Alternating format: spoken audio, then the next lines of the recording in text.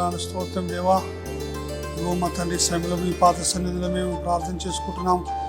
ప్రత్యేకంగా తండ్రి ఈ ఆశ్రమంలో ఉన్న తండ్రి ఈ అనాథ బిడ్డలకు నా తండ్రి మేము ఆహారం భోజనం చేసే భాగ్యం మాకు కలగజేసినారు. కుమార్తె బర్త్డే రోజు నా తండ్రి ఈ స్థలం చేరి ఈ కార్యక్రమం ఏర్పాటు చేసుకునే భాగ్యము మాకు కలగజేసినావు తండ్రి. ఇక్కడ ఉన్న బిడ్డలందరినీ ఇక్కడ ఉన్న సేవ చేసే ప్రతి ఒక్కరిని దీవించి ఆదరించి ఆశ్రయించమని సర్వోన్నతుడైన యేసయ్య నామమున వేడుకొని ప్రార్థన చేయుచున్నాం తండ్రి. ఆమేన్.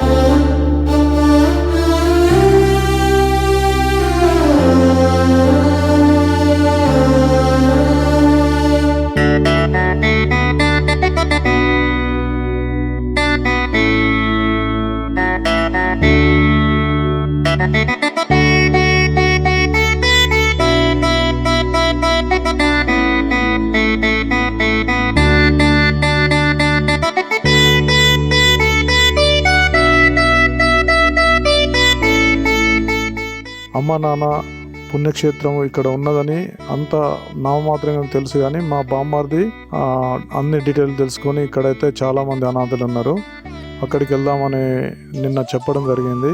ఈరోజు మా భార్య చనిపోయే సంవత్సరం అయింది. ఈరోజు అయితే ఆమె పుట్టినరోజు సందర్భంగా మేము ఇక్కడ సందర్శించడం జరిగింది. ఏ సెక్షన్కి ఆ సెక్షన్ ఒక 200 మంది వరకు స్త్రీలు ఉన్నారు. వాళ్ళంతా పేషెంట్స్ లాగానే ఉన్నారు, కానీ వాళ్ళని నీట్గా వీళ్ళు మేనేజ్ చేస్తున్నారు. 5th ఫ్లోర్లో హాస్పిటాలిటీ బాగుంది. వాళ్ళకి ఏమన్నా జ్వరం వచ్చినా నొప్పి వచ్చినా ఏదున్నా కానీ వీళ్ళే చూసుకుంటారు. వీళ్ళ కేరింగ్ బాగుంది. అనాథలు అభాగ్యులు వాళ్ళు కూడా మనుషులే అని గుర్తించి వాళ్ళని తీసుకొచ్చి ఇక్కడ కేరింగ్ చేసి వాళ్ళను మళ్ళీ రికవర్ అయినాక ఎవరన్నా వాళ్ళకల్లా వాళ్ళు గుర్తుకొస్తే, వాళ్ళ పేరెంట్స్ గుర్తుకొస్తే పోలీసు ఎంక్వైరీ ద్వారా వాళ్ళకు చెప్పడం జరుగుతుంది. ఇది అమ్మ నాన్న ఆశ్రమం అంటే మాకు ఎలాంటి తెలిసిందంటే మా బ్రదర్ వల్ల మాకు తెలిసింది. అసలు మేము అనుకుంది ఒకటి, ఇక్కడికి వచ్చింది ఒకటి అనుకున్నాము. ఇక్కడున్న స్టాఫ్ కానీ పైన ఉన్న వాళ్ళందరూ చూస్తే మాకు చాలా అంటే చాలా ఎంతో ఫీలింగ్ చాలా హ్యాపీనెస్గా ఉంది. అసలు బయట చూసిన వేరు, ఇక్కడ లోపల వేరులాగా ఉంది. చాలా హ్యాపీగా ఉందండి. ఇంకోటి ఇక్కడికి మేము వచ్చింది దేని పర్పస్ అంటే మాకు ఈరోజు మా అక్క బర్త్డే కాబట్టి తను చనిపోయి 1 year అవుతుంది. సో ఆ పర్పస్ మీద ఇక్కడికి వచ్చి అనాథ ఆశ్రమం విజిట్ చేసి వాళ్ళను చూసినాక మాకు ఎంతో అంత మాకు ఆత్మ శాంతి కలిగించాలంటే ఎంతో హ్యాపీనెస్ కలిగించింది. ఈరోజు ఈ యొక్క చిన్న అంశం బట్టి నేను చాలా గర్వంగా గొప్పగా ఫీల్ అవుతున్నాను. మేము ఫస్ట్ టైం ఇక్కడ అమ్మ నాన్న అనాథాశ్రమాన్ని విజిట్ చేయడం జరిగింది. మా మమ్మీ బర్త్డే అని ఇక్కడికి వచ్చినాం. మా మమ్మీ 1 year బ్యాక్ చనిపోయింది. ఏదైనా ఒక మంచి పని చేద్దామని ఇక్కడికి వచ్చినాం. ఇక్కడ కేరింగ్ ఇంకా చాలా బాగుంది. ఎవరికైనా సిక్ కానీ ఫీవర్ కానీ అనారోగ్య సమస్య వస్తే వాళ్ళని కేరింగ్ తీసుకోవడం జరుగుతుంది. టైం టు టైం మంచి ఫుడ్ బెడ్ అన్నీ ఇవ్వడం జరుగుతుంది. ఇలాంటి మంచి పనులు చేయడం వల్ల మాకు చాలా ఆనందంగా ఉంది. మా మమ్మీ ఆత్మ శాంతించడానికి కూడా వచ్చేసినాం. Thank you.